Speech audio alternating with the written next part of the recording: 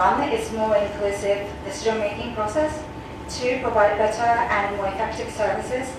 And third, to achieve good governance. All these have already been covered, but I just wanted to bring this up along with this diagram, feedback loop we have. So usually when we talk about feedback loop, it's government disclosing information to the citizens or its people, and the citizens or its people to give feedback to the government. It can be, it's a bit too small to see, but there are two arrows. One is 2A and 2B. 2A is solicit feedback, 2B is continuous feedback. For example, solicit feedback can be citizen audit. It can be done in systematic manner over time, but it's not continuous. But the other method of collecting citizen feedback is continuous, for example, through grievance redress. If there's any information request or grievances people have, people can continuously come back. It's not annual or biannual manner, it's continuous. And third step, this is the most important step, is number 3, the arrow coming from the government to citizens back. It's for the government or service providers to take actions and communicate their actions back to the citizens so they are aware of what's going on. Through the project in Andhra Pradesh and Telangana, there already been a lot of citizen engagement taking place. Through citizen engagement, government collects a lot of data, but that data can also be it's not only for the publicizing the data, but data can also be used as a source for further citizen engagement. A lot of colleagues thus far talks about opening data. It's not the entire job. It's just the first step. It's opening data for what, to achieve what purpose, and using data for achieving further results on the ground, in this case achieving poverty reduction in the rural space. So what I wanted to bring out through this presentation is that, so in a way, the citizen feedback loop is done through first initial layer of citizen engagement through the project. But through the project, there already are a lot of data collected, and that data can be used for another cycle of citizen engagement to further enhance the results. For example, by disclosing data collected from citizens, you can further enhance communications. Why something is happening in one area, why something is working better in one area than what's not working in another area. Those kind of things can be brought up. So through this slide, I want to focus on 2 steps of how open data can be utilized for further second layer of citizen engagement. So as I already said, taking greater transparency achieved by open data to social accountability and further stakeholder participation to achieve better results in service provision. How? One is disclosing the data, following the data standards. So allowing data users, it can be anyone, IT firms, entrepreneurs, service providers, academia. It could be the civil society at large. It could be just us, to use and reuse data to develop open data solutions that our colleagues already talked about. And number 2 steps is that sharing data in a way general public can understand as information. It's just not the numbers. It can be generated as information and ask for their feedback, the second round of feedback based on your data. So that engagement could also enhance the data quality. Citizens in general can verify the data you already have collected through the project and could incorporate that feedback on the data into the project arrangement and decision making. This process is taking place, in my opinion, it's very relatively new idea to take the citizen engagement through open data. I've seen some examples from Dominican Republic and Kenya, for example, and a lot of examples are coming out from Peru, Ecuador, Indonesia, Philippines, Papua New Guinea, Myanmar is coming up as well. But this is where I believe a lot of innovation can still take place. This is relatively new idea in governance arena to use data for further citizen feedback. It's taking place, but we don't know what's the best solution to engage citizens by using the data to improve the service further. So I believe the upcoming project has tremendous opportunity to take the second layer of citizen engagement through data and find out how citizens can participate in improving results achieved through data. I would like to stop here.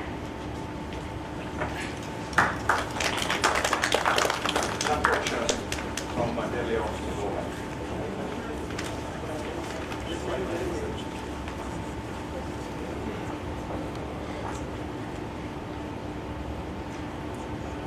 good afternoon, everybody, and thank you for joining us today in this very discussion on this very innovative and interesting topic.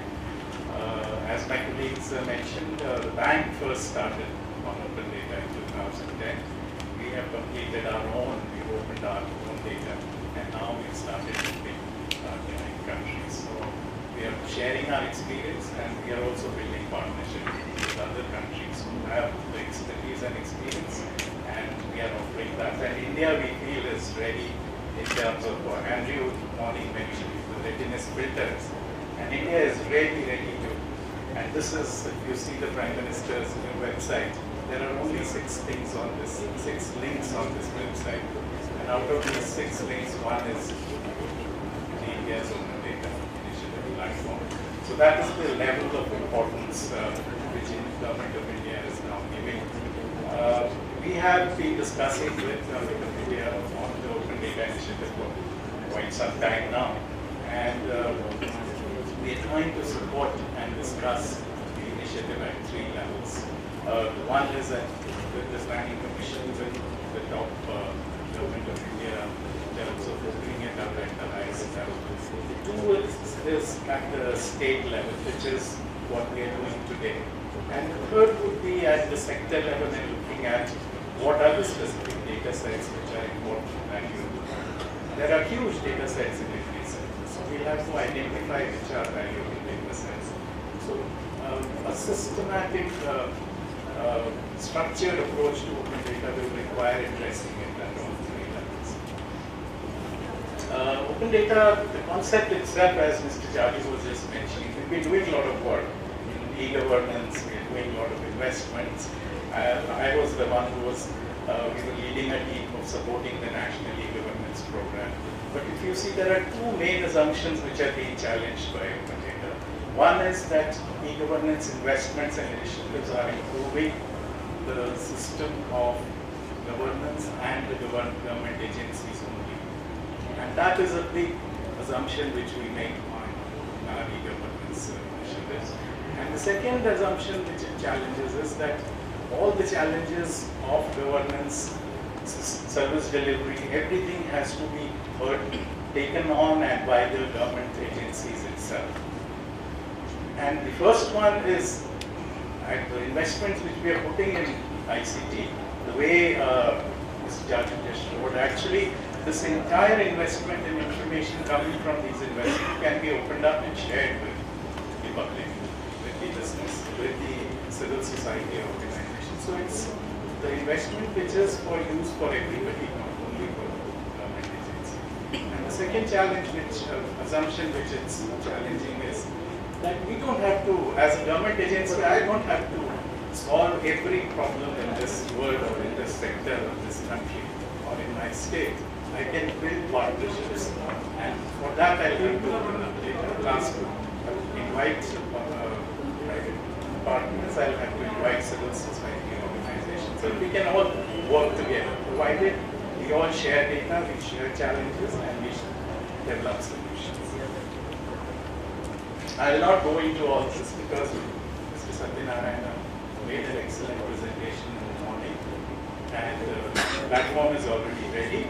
What I just like to share is that if you see some of the analysis of the sectors, you will see that bulk of the data sets available on the current data.gov.in website is in the 3-4 sectors only. So we need to work on a sector approach. And today we are discussing rural development, which is one of the most important sectors for the country. If you look at these are some of the websites which analyze where countries are.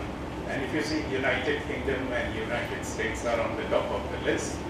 And we have started our almost 2 years ago in 2012. We are still on the very low on the score of only 215 as against 940 for US. So these are sites which are analyzing how open we are in our data. Another one is on Open Data Barometer, and I'm just comparing two states. United States is on one side with the second rank, and China is on the other side with 61. And these are the dimensions on which we have opened.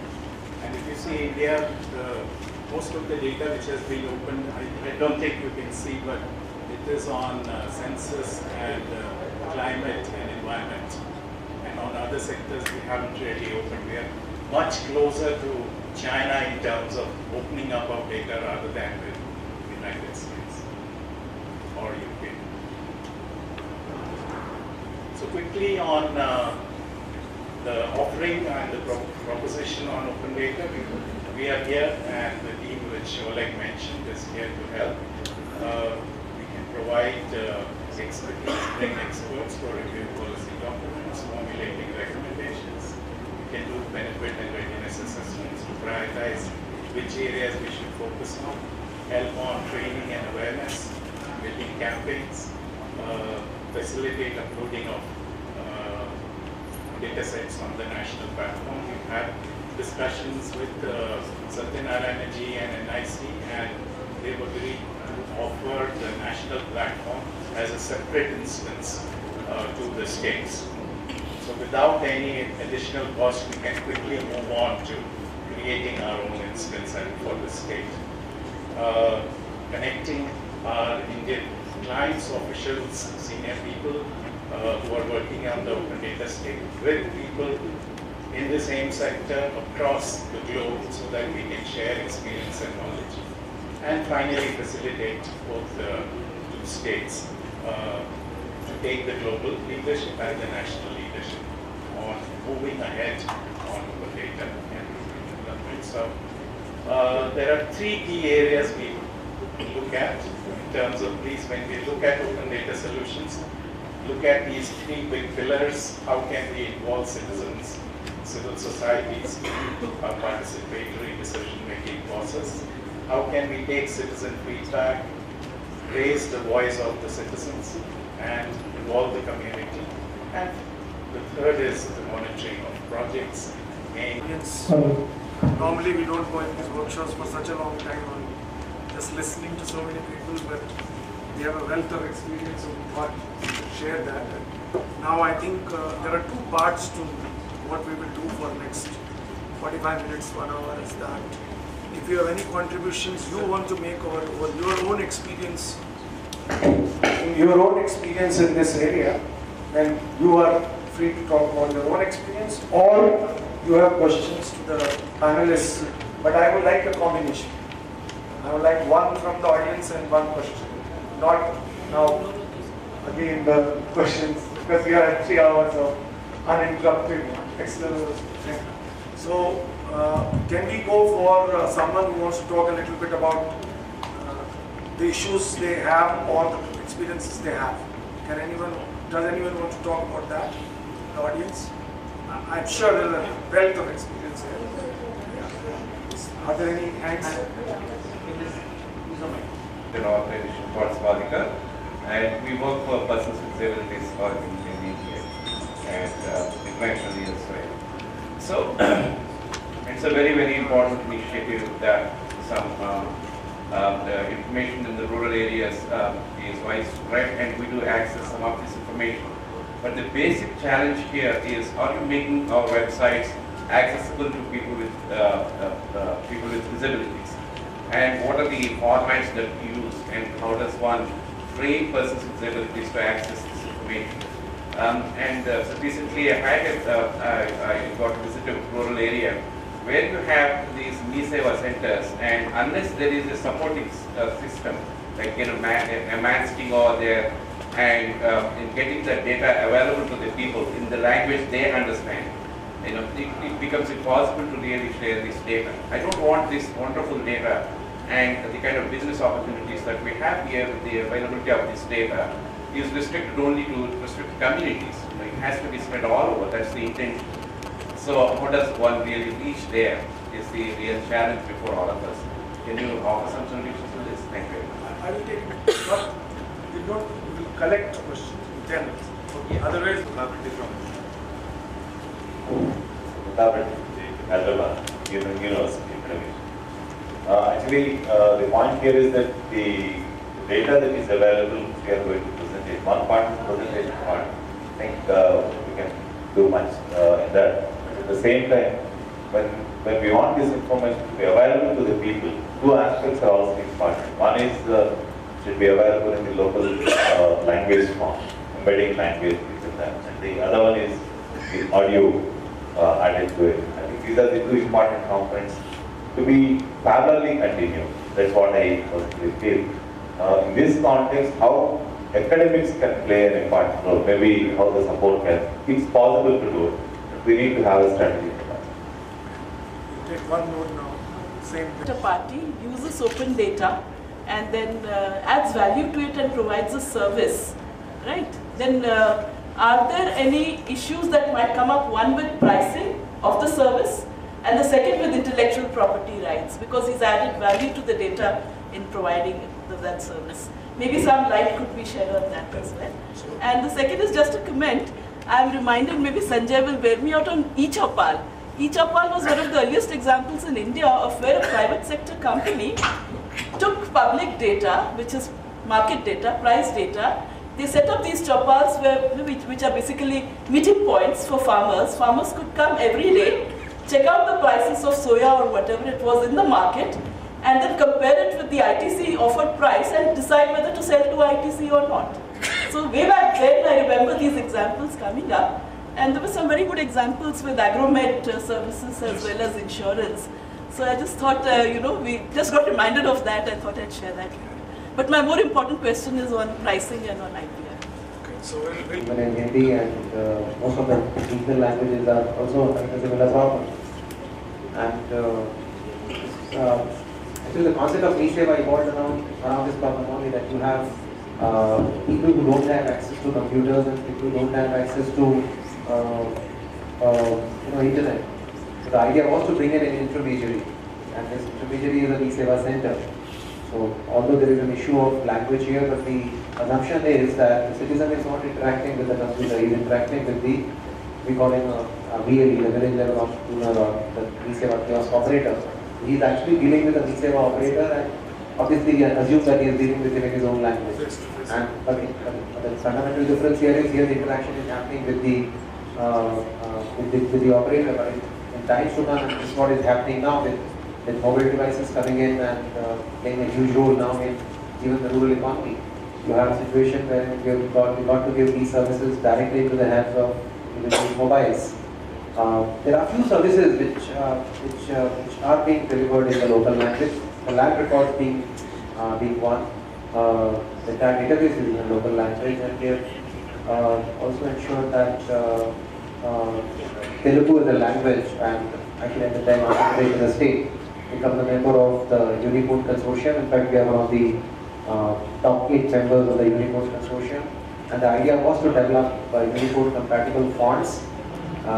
When we started this project called Telugu BGM about 3 years back, we only had 2 fonts in Telugu language, and both these fonts were actually developed by the newspaper groups. And now you have more than 30 fonts in Telugu language. You have a spell checker, you have a grammar box, you have a whole lot of applications developed for promoting Telugu language and trying to get it on the internet. Otherwise, it was not even readable on the internet. By making it Unicode compatible, now we are getting about 30 fonts which are Unicode compatible fonts in Telugu.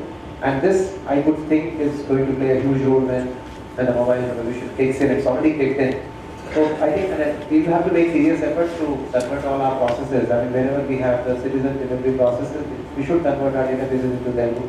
In fact, on the same dashboard that I showed to you, the essential commodities part, which I deal with it these days also as Civil Supplies Commissioner, I have put a small little area where you can convert it into Telugu. For example, even for the Chief Minister, it was not possible for him to understand what do you mean by red gram dal and what is the green gram dal. So when he answers what is red gram and what is green gram, so we could not tell him that this is something else and this is something else. So for that reason,